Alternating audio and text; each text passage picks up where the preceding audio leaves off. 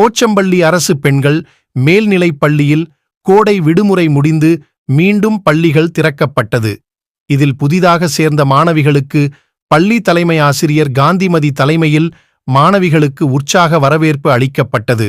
அப்பொழுது பள்ளி மேலாண்மை குழு தலைவி காளியம்மாள் சிவலிங்கம், பழனி மற்றும் பெற்றோர் ஆசிரியர் கழகத் தலைவர் TMS முருகன், துணைத் தலைவர் சேகர் முன்னிலையில் பள்ளியின் நுழைவு வாயிலிருந்து புதிதாக சேர்ந்த ஒவ்வொரு மாணவிகளுக்கு மாலை அணிவித்து குங்குமம் வைத்து உற்சாகமாக கைத்தட்டி மாணவிகளை பள்ளி வளாகத்திற்கு அழைத்துச் சென்ற சக ஆசிரியர்களும் பள்ளி மேலாண்மை குழு உறுப்பினர்களும் பெற்றோர் ஆசிரியர் சங்க உறுப்பினர்களும் கலந்து கொண்டு சிறப்பித்தனர்.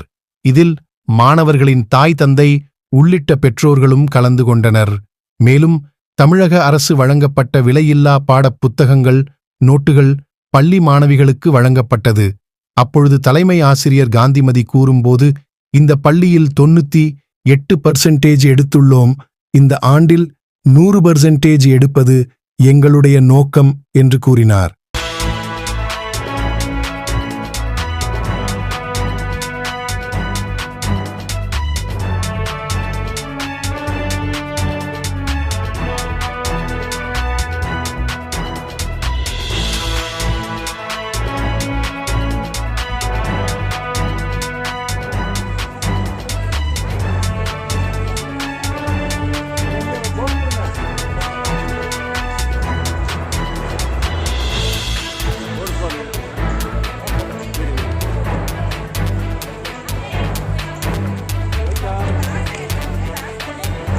என்ன உன் பேரு?